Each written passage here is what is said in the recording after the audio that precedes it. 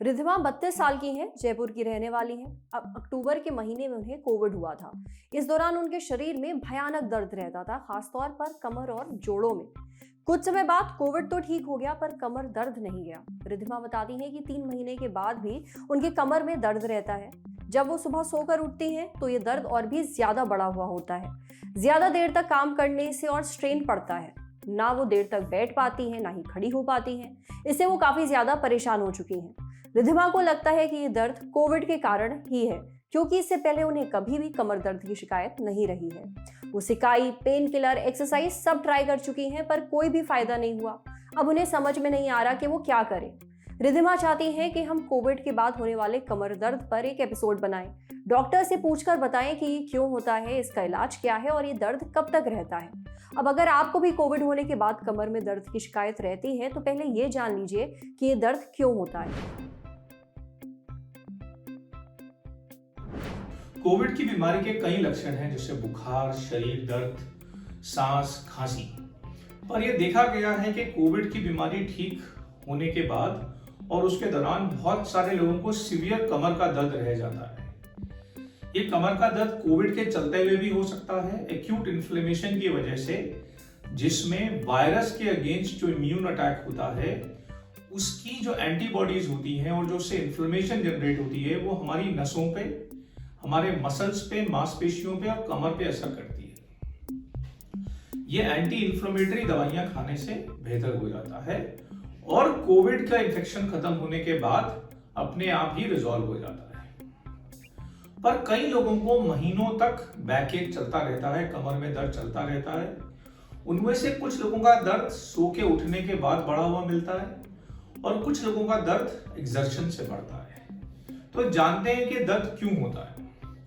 इस दर्द का एक कारण है कमजोरी, दूसरा कारण है साथ में मिली हुई विटामिन डी डेफिशिएंसी, तीसरा कारण है लैक ऑफ एक्सरसाइज, क्योंकि बीमार होने के बाद हम लोग एक्सरसाइज करना कम कर देते हैं, और चौथा और मुख्य कारण है कि बहुत सारे लोगों में जो इन्फ्लेमेशन की प्रक्रिया चालू होती है कोविड के दौरान, वो कोविड खत्म होने के बाद भी खत्म नहीं होती।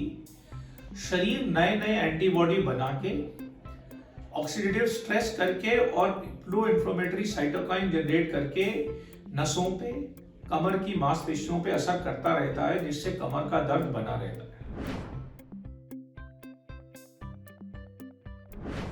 इसको प्रॉपरली डायग्नोज करना चाहिए, और अगर ये दर्द कोविड खत्म होने के 1-2 हफ्ते में भी ना ठीक हो तो डॉक्टर के पास जाके मशवरा लेना चाहिए। डॉक्टर इसमें एंटी इन्फ्लेमेटरी दवाइयां पहले लेवल पे, जिसमें हमें non steroidal anti inflammatory drugs बोलते हैं, वो देते हैं। मसल रिलैक्सेंट देते हैं। उससे भी काम नहीं हो तो सेलाजोपायरिन या HCQS टाइप की एंटी इन्फ्लेमेटरी दवाइयां देते हैं, और कभी कभी हल्की डोज में स्टेरॉइड्स का इस्तेमाल भी करना पड़ता है इस तरह के इन्फ्लेमेटरी दर्द को ठीक करने के लिए। साथ में physiotherapy, exercise, vitamin and calcium supplementation, ये सब रोल प्ले करते हैं दर्द को ठीक करने के अंदर।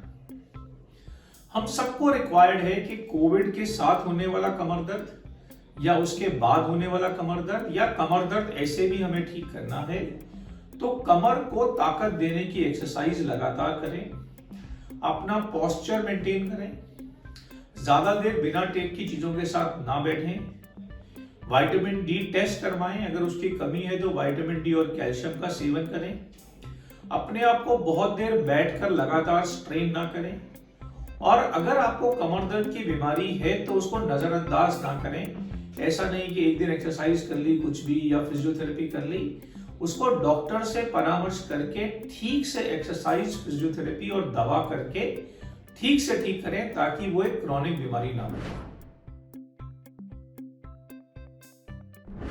कमर दर्द के कई कारण हो सकते हैं। कमर दर्द का एक कारण है मसल्स की कमजोरी, दूसरा कारण है लिगामेंट्स का स्ट्रेन, तीसरा कारण हो सकता है बोन्स की कमजोरी जो कॉमनली विटामिन डी डेफिशिएंसी से होती है, चौथा कारण होता है इन्फ्लेमेटरी बीमारियां जैसे spondyl arthritis, sacroiliitis, back strain, muscle spasm. ये कई तरह के कारण कमर दर्द के हम लोग आम तरह से जानते हैं और कमर दर्द एक आम बीमारी है। पर कुछ लोगों को कोविड के बाद बहुत तेज और परसिस्टेंट कमर में दर्द रहता है, जो कि इन्फ्लेमेशन से होता है, जिसके अंदर रेस्ट पे दर्द होता है, सुबह सो के उठने के बाद दर्द होता है, और जो कभी कभी काम करने से बेहतर हो जाता है। जो दर्द काम करने से बेहतर हो और सुबह उठने पे ज्यादा हो, वो इन्फ्लेमेटरी पेन है, और जो दर्द काम करने से बढ़े वो स्ट्रेन का या लिगामेंट्स की कमजोरी का या बैक की कमजोरी का पेन है। इसको डिफरेंशिएट करना इसलिए जरूरी है कि दोनों का इलाज अलग अलग है, और इसी की डिफरेंशिएशन के बेसिस पे डॉक्टर डिसाइड करते हैं कि खाली फिजियोथेरेपी, मसल बिल्डिंग से आपको ठीक कर सकते हैं विटामिन सप्लीमेंटेशन से, या एंटी इंफ्लेमेटरी मसल रिलैक्सेंट दवाई की आपको जरूरत है। कभी कभी इन्फ्लेमेशन इतनी बढ़ जाती है कि अपने आप से ठीक नहीं हो पाती। ऐसी स्थिति में हमको स्टेरॉइड्स का कभी कभी थोड़े समय के लिए इस्तेमाल करना पड़ता है, और कुछ एंटीबॉडी टेस्ट भी करने पड़ते हैं, जैसे ANA, HLA-B27, AC अंका, और कभी कभी हमें इसके लिए बोन डेंसिटोमेट्री भी करनी पड़ सकती है, जो हमें इसके बारे में जानकारी देने में मददगार होती है। अगर कोविड होने के बाद भी आपकी कमर में दर्द रहता है और कोविड ठीक होने के 2 हफ्ते बाद तक ये दर्द नहीं जा रहा है, तो इसे हल्के में ना लीजिए। अपने आप कोई भी दवा या एक्सरसाइज शुरू मत करिए, डॉक्टर से मिलकर सही सलाह और इलाज लें। अब बढ़ते हैं सेहत के अगले सेगमेंट की तरफ। जानिए चलती गाड़ी में किताब पढ़ने से आपको चक्कर क्यों आते हैं। क्या चलती गाड़ी में किताब पढ़ने से या फिर मोबाइल पर कुछ देखने से आपको चक्कर आना शुरू हो जाते हैं या उल्टी का एहसास होने लगता है?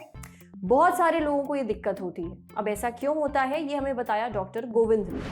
चलती गाड़ी में किताब पढ़ने से या फिर मोबाइल में देखने से चक्कर आता है, और इसकी वजह है मोशन सिकनेस।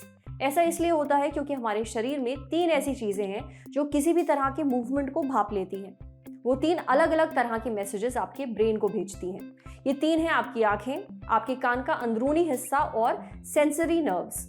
आपकी आंखों को दिख रहा होता है कि आप चल रहे हैं। आपकी मांसपेशियों और जॉइंट्स में मौजूद नर्व्स को पता होता है कि कोई मूवमेंट हो रहा है, और आपके कानों की अंदरूनी सतह के अंदर मौजूद एक फ्लूइड इधर से उधर हो रहा होता है, जिससे आपके शरीर को अंदाजा होता है कि आप मूव कर रहे हैं। अब ये सारी जानकारी भेजी जाती है आपके ब्रेन तक, तब उसे पता चलता है कि आप स्थिर नहीं हैं। मोशन सिकनेस तब होती है जब इन तीनों चीजों में से केवल 1 या 2 ही आपके ब्रेन तक की इंफॉर्मेशन पहुंचा पाते हैं कि आप मूव कर रहे हैं। देखिए, कान तो अपना काम कर देता है, पर पढ़ते समय आपकी आंखें बिजी होती हैं, वो बाहर नहीं देख रही होती, उन्हें नहीं पता होता कि आप मूव कर रहे हैं। इस चक्कर में आपका ब्रेन कंफ्यूज हो जाता है, उसे मिक्स सिग्नल मिल रहे होते हैं। आपका शरीर इन सिग्नल्स पर रिएक्ट करता है, और नतीजा आपको चक्कर और उल्टी का एहसास होता है। समझे? अब बारी है सेहत के आखिरी सेगमेंट की, खुराक, एक झकासी हेल्थ टिप, जिसमें आज जानेंगे कि 6 महीने से 1 साल के बच्चों को मां के दूध के साथ साथ और क्या खाना पिलाना चाहिए। मां का दूध पीने वाले बच्चों को खाने की दूसरी चीजें देने की शुरुआत कैसे करनी चाहिए, इस दौरान किन बातों का खास ख्याल रखना चाहिए, ये जानने के लिए हमने बात की डॉक्टर नीतू तलवार से। नवजात बच्चों को 6 महीने तक सिर्फ और सिर्फ मां का दूध ही देना चाहिए। जब ऊपर की चीजें देना शुरू करें, तब कटोरी चम्मच को साफ पानी में उबाल कर इस्तेमाल करें। सफाई का खासकर ध्यान रखें ताकि बच्चे को पेट का इन्फेक्शन, दस्त, उल्टी ये सब ना हो। 6 और 7 महीने के बीच में बिल्कुल लिक्विड या फिर पानी जैसे तरल चीजों का इस्तेमाल करना चाहिए, जैसे दाल का पानी और चावल की कांजी दी जा सकती है। दूध के साथ केले को मिक्स करके दे सकते हैं। दूध में आटे वाले बिस्किट को मिक्स करके दिया जा सकता है। 7 और 9 महीने के बीच में थोड़ी और सेमी सॉलिड चीजें जैसे कि पतली खिचड़ी, सूजी की खीर, साबूदाने की खिचड़ी वगैरह दी जा सकती है। 9 महीने के बाद जब बच्चों के दांत आना शुरू हो जाते हैं, तब और ठोस आहार शुरू कर सकते हैं, जैसे उबला हुआ आलू, घर में बना हुआ पनीर और गाढ़ी खिचड़ी। डॉक्टर नीतू ये भी बताती हैं कि पहले दिन ऊपर की जो भी चीजें दे रहे हैं वो सिर्फ 5 या 10 ml या 1 से 2 चम्मच ही हो। अगले दिन उसकी मात्रा बढ़ाएं। 4 या 5 दिन के बाद वो बंद करके दूसरी चीज शुरू करें। उदाहरण के तौर पर अगर आप बच्चे को पतली खिचड़ी दे रहे हैं तो पहले दिन 1 से 2 चम्मच दें। 24 घंटे देखें कि बच्चे को कोई दिक्कत तो नहीं हो रही है, कोई तकलीफ नहीं हो रही है, वो पचा पा रहा है इसे या नहीं। फिर और 4-5 दिन देकर खिचड़ी बंद करके दाल का पानी शुरू कर सकते हैं। बस शुरुआत में खाने पीने के मामले में कभी भी बच्चे के साथ जबरदस्ती ना करें। आज सेहत पर इतना ही। अगर आप एक डॉक्टर हैं, हमसे कुछ शेयर करना चाहते हैं, तो जो ईमेल आईडी इस वक्त आपको अपनी स्क्रीन पर दिख रही है उस पर हमें एक मेल भेज दीजिए। ये वीडियो फेसबुक पर देख रहे हैं तो हमारे फेसबुक पेज को लाइक करिए, यूट्यूब पर देख रहे हैं तो हमारे चैनल को सब्सक्राइब करिए, बेल आइकन पर ज़रूर क्लिक कर दीजिए ताकि जब भी हम कोई नया वीडियो अपलोड करें तो उसका नोटिफिकेशन आप तक सबसे पहले पहुंचे। शुक्रिया।